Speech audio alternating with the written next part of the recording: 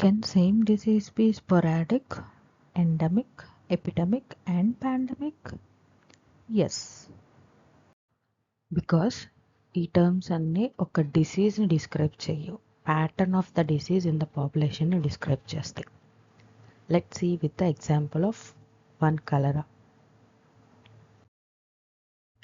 So cholera cases ఒక city మొత్తంలో ఒక 4-5 ఉన్నాయి, అక్కడొకటి అనుకుంటే ఇవి ఐసోలేటెడ్ కేసెస్, ఇర్రెగ్యులర్గా ఉన్నాయి పాపులేషన్లో, they are not related to each other. ఇవి స్పొరాడిక్ కేసెస్ అంటాం.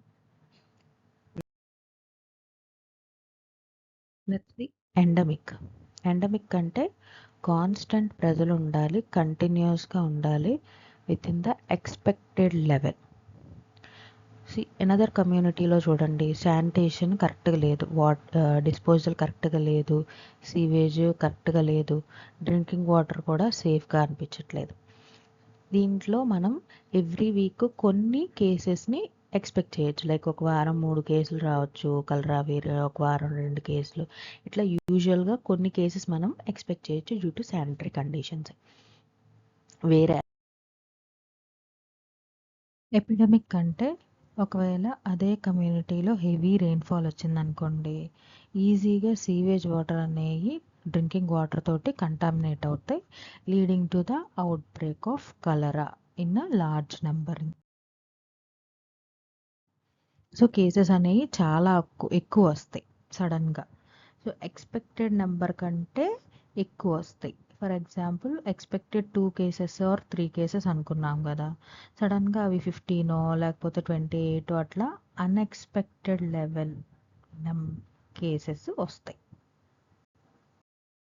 సో పాండమిక్ అంటే ఏంటి?